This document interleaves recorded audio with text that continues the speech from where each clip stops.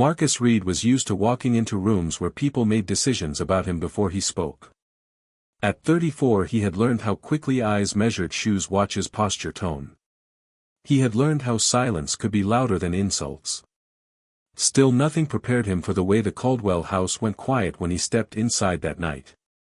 The Caldwell estate sat on the edge of the city where old money lived behind iron gates and perfectly trimmed hedges.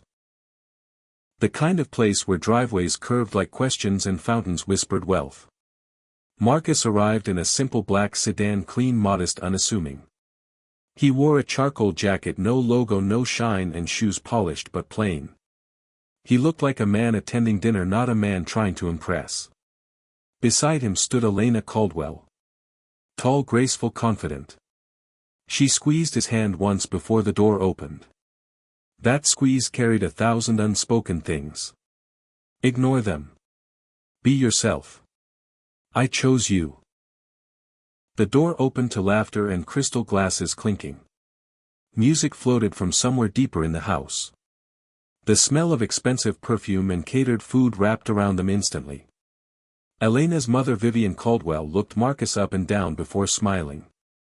The smile was practiced, polite and thin. Marcus recognized it immediately. "Welcome," she said, her voice warm but her eyes cool. "Elena tells us you finally agreed to come." Marcus nodded respectfully. "Thank you for having me, ma'am." From the corner of the room Elena's uncle Richard raised an eyebrow. "Is that him?" he murmured loudly enough. "The boyfriend." A ripple of amusement passed through a small cluster of relatives. Marcus felt it like a breeze before a storm. Elena pretended not to hear. She guided Marcus inside, introducing him to cousins, uncles, aunts, family, friends. Each handshake came with the same curious pause.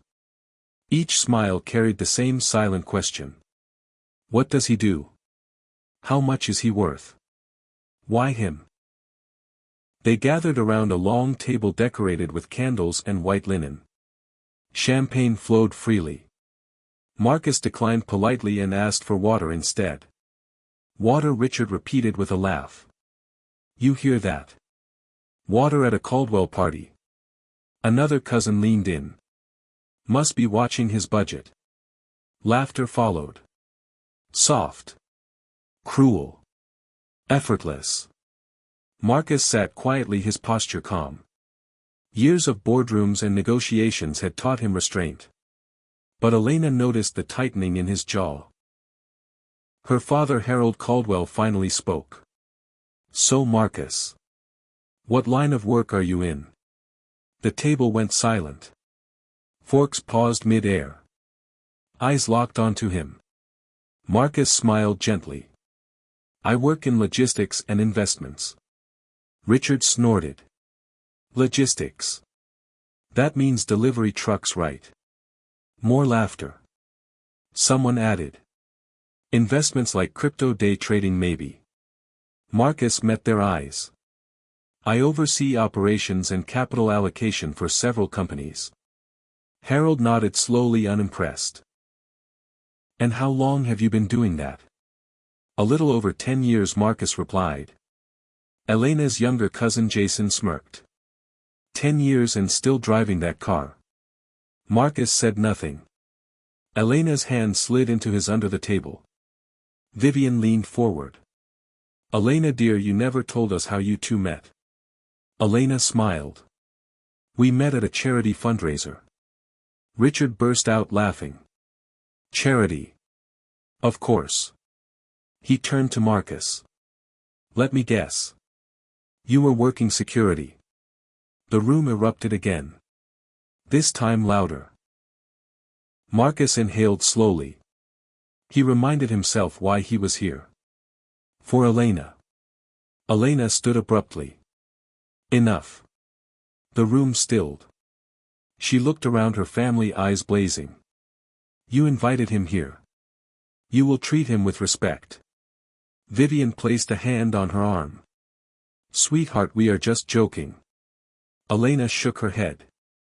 "No. You are mocking him." Richard raised his glass. "Relax. We are just trying to understand." After all, this is family. Marcus gently pulled Elena back into her seat. It's okay, he said softly. That calm unsettled them more than anger would have. Dinner continued. Stories of yachts, European summers, business deals flowed freely. Each tale was designed to impress. Each pause waited for Marcus to contribute. He did not. When asked about his apartment, he simply said, I like where I live. When asked about travel, he said, I go where work takes me. When asked about future plans, he smiled and looked at Elena. I value stability. Jason leaned back. So no big ambitions. Marcus met his gaze. Ambition looks different on different people. That earned a few eye rolls. Near the end of dinner, Vivian clinked her glass. We are so glad everyone could come tonight. Especially for Elena. She smiled pointedly. Family is everything. And it is important to choose wisely. The message landed. Heavy. Sharp.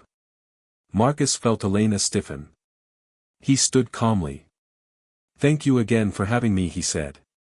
Elena. May I? They stepped into the garden outside where cool air replaced tension. The distant city lights glowed beyond the hedges. I'm sorry, Elena whispered. I knew they could be bad. But not like this. Marcus touched her cheek. I've faced worse. I promise. She searched his face. Why don't you tell them? Just once. Marcus smiled softly. Because tonight is not about proving anything. Inside the house, Richard watched through the glass. He scoffed. Mark my words. That man is temporary. Harold nodded. She will come to her senses. None of them noticed the black SUV quietly parking outside the gate. Nor the security detail stepping out. Nor the discreet way the estate manager hurried to greet them. Marcus's phone buzzed once in his pocket. A single message. We are ready, sir. He silenced it without looking. Elena leaned into him. Thank you for staying. Marcus looked back at the glowing mansion. A calm settled over him. The kind that comes before truth changes everything. They think they see you, he said quietly. But they have no idea who is standing in front of them. And inside the Caldwell house, the richest man in the city was still just the boyfriend they mocked. For now the next morning's sunlight poured through the tall windows of the penthouse Marcus Reed called home. Elena stood near the glass staring out at the city that stretched endlessly below. From this height the streets looked calm, orderly, almost harmless. Nothing like the tension she carried in her chest. I still can't believe you live here, she said quietly. Marcus smiled from across the room, adjusting the cuff of his shirt. You've been here before. Yes, but I never really looked. She turned to him. My family would lose their minds if they knew. Marcus walked toward her, relaxed, confident. That's exactly why they don't. Elena hesitated. Why keep it hidden? Why let them treat you like that? Marcus leaned against the glass beside her. Because money reveals character faster than words ever could. And last night they told me everything I needed to know. His phone buzzed again. This time he answered. Yes. Pause. Good. Bring the documents to the office. He ended the call as Elena watched him curiously. Busy day, she asked. Always. Across town the Caldwell family gathered for brunch at their country club. The mood was light, smug, satisfied. Richard laughed as he sipped his espresso. I give it 6 months. She'll wake up. Vivian nodded. Elena is sentimental. But she knows her world. Harold unfolded the business section of the newspaper. Speaking of worlds. The city council is finalizing approvals for the Riverside project this week. Jason leaned forward, excited. That's the big one, right? $500 million in development. Harold smiled. Exactly. And if our consortium secures the funding, we solidify our legacy. Richard raised his glass to the Caldwell name. What none of them noticed was the headline folded beneath Harold's hand. City's largest private investor set to announce major move. Across town, Marcus entered the top floor of Reed Holdings. Executives stood when he arrived. Assistants moved quickly. Screens lit up with projections, maps, contracts. "Good morning, sir," said Amelia, his chief operations officer. "The Riverside acquisition is ready pending your final approval." Marcus nodded. "What about the Caldwell consortium?" Amelia hesitated. "They are one of the applicants. But their numbers are weak. Over-leveraged." Marcus considered this calmly. "Schedule a meeting." Amelia blinked. "With the Caldwells?" "Yes. Today." Word traveled fast. By afternoon, Harold Caldwell received the call. Reed Holdings wanted a meeting. Immediately. Harold nearly dropped the phone. Reed Holdings was a ghost to most people. A silent giant. The firm that moved markets without press conferences. The firm rumored to be run by an unseen billionaire. He straightened his tie twice before leaving. At Reed Holdings, Harold was ushered into a sleek conference room. Glass walls, city views, minimal decor. He waited. The door opened. Marcus walked in, calm, composed, wearing the same unbranded suit. Harold froze. "You," he said before he could stop himself.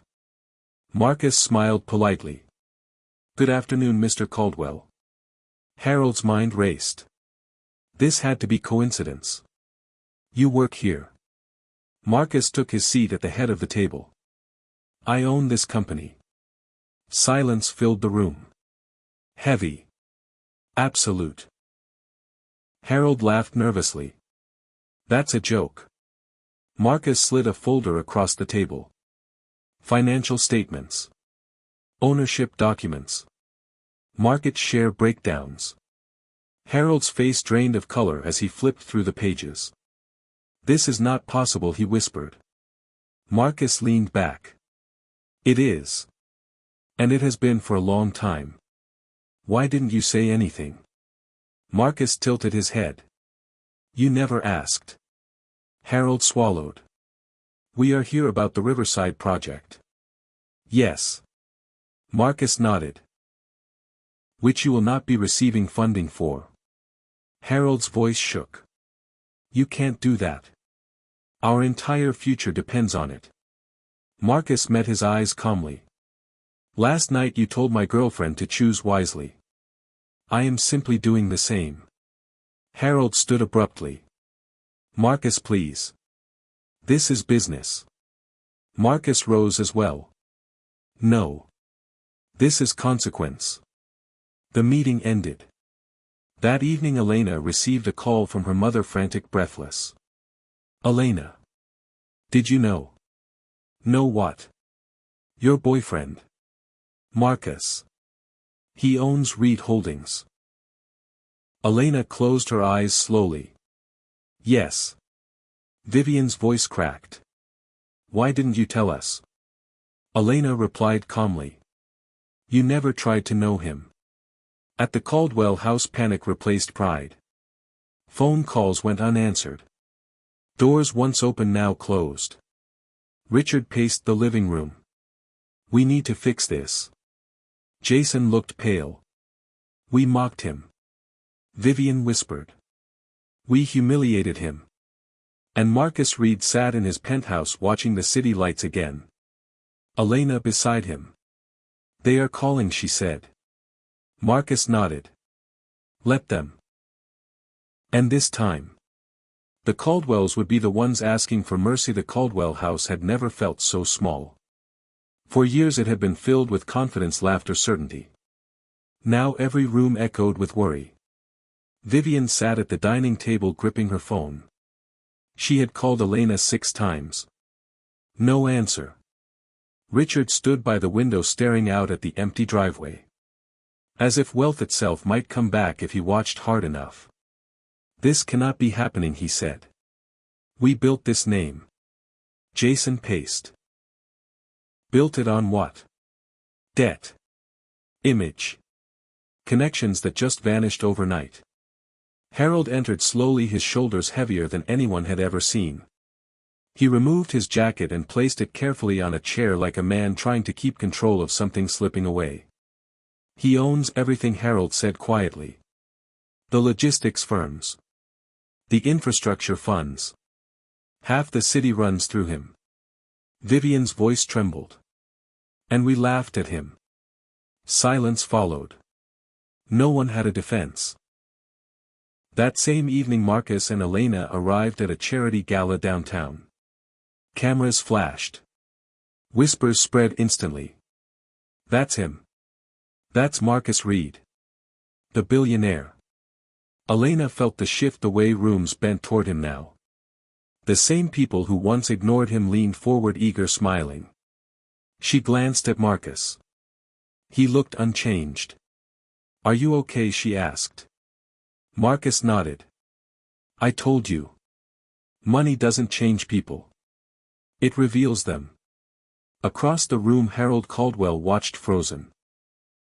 Every instinct told him to approach. Every ounce of pride told him to stay still. He failed at both. His feet carried him forward. Marcus, he said. Marcus turned calmly. Mr. Caldwell. Harold swallowed. We owe you an apology. Marcus waited. We were disrespectful. Judgmental. Unfair.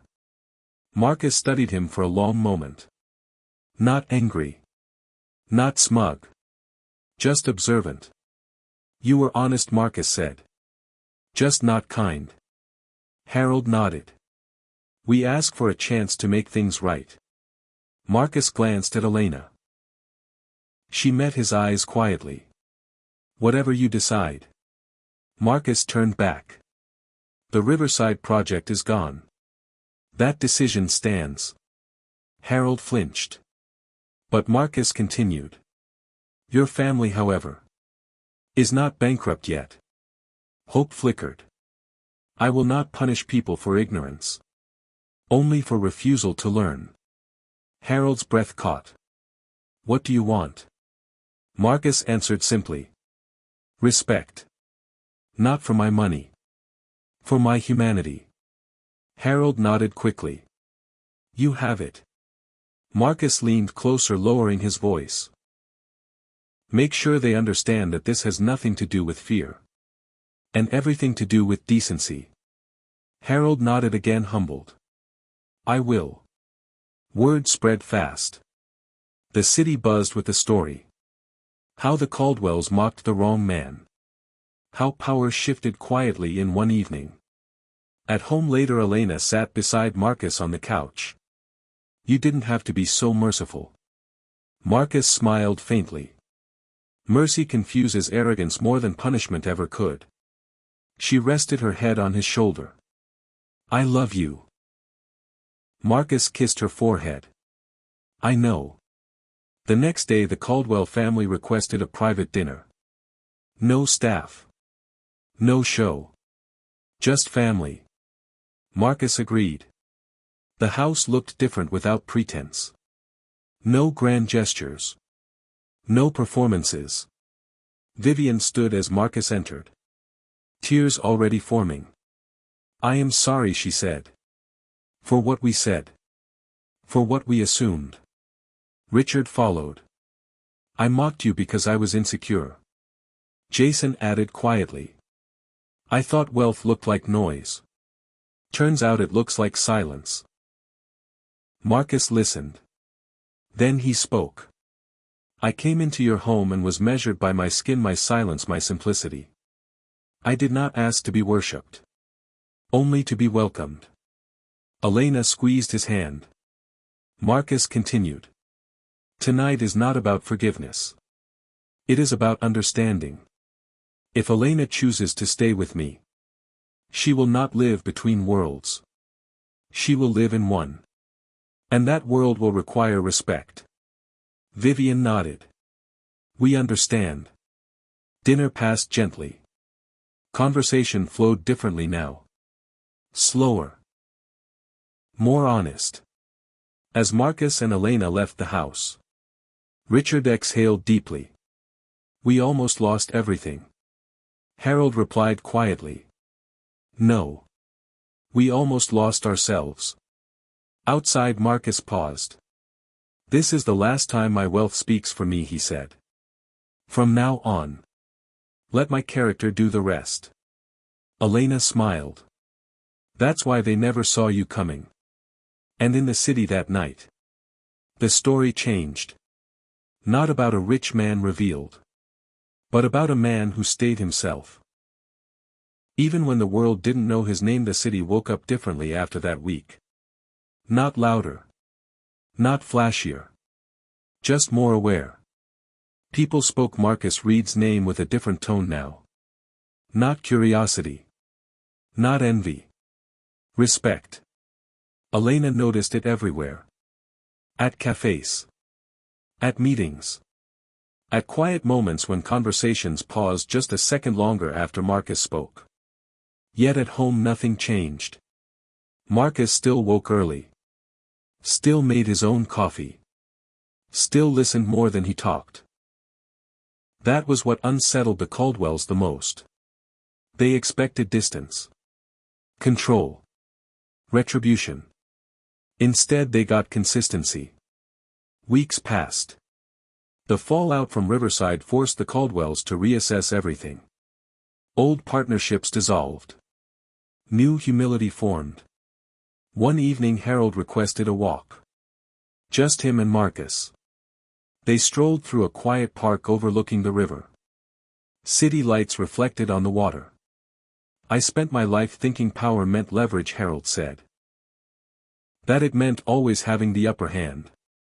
Marcus nodded. Most people do. But you had it all along, Harold continued. And never needed to prove it. Marcus stopped walking. He faced him. Power is knowing who you are when no one is clapping. Harold absorbed that. Then said something he had never said to anyone outside his family. I was afraid of you before I knew you. Marcus replied gently. Fear is what fills the space where understanding should be. At home Elena prepared dinner. Vivian joined her in the kitchen quietly chopping vegetables. I judged you too, Vivian admitted. Not because of him. But because I thought love should look like comfort. Elena smiled softly. Love looks like safety. Not status. Vivian nodded. I am learning. Later that night the family gathered. No tension. No performance. Richard raised a glass. Not to wealth. Not to legacy. To humility. They drank.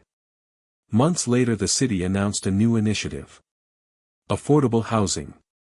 Local employment. Sustainable development. Backed entirely by private funding. The name behind it was revealed at the press conference. Marcus Reed.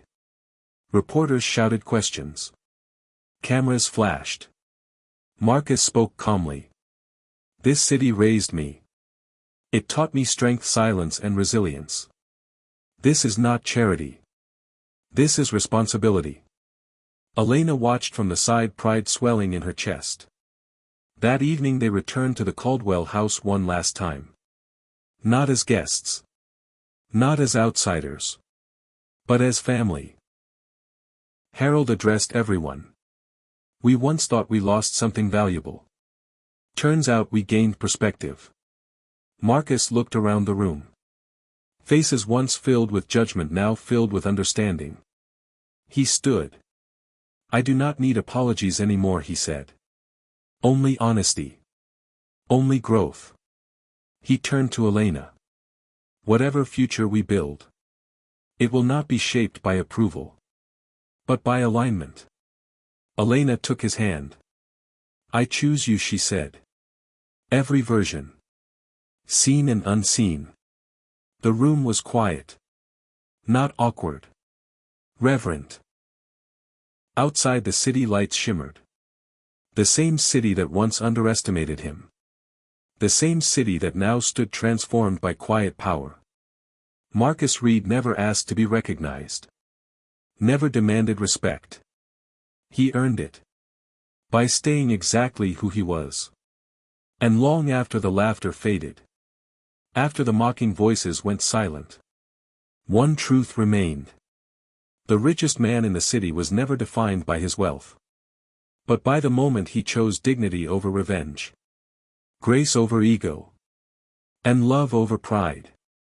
And that was the story everyone remembered.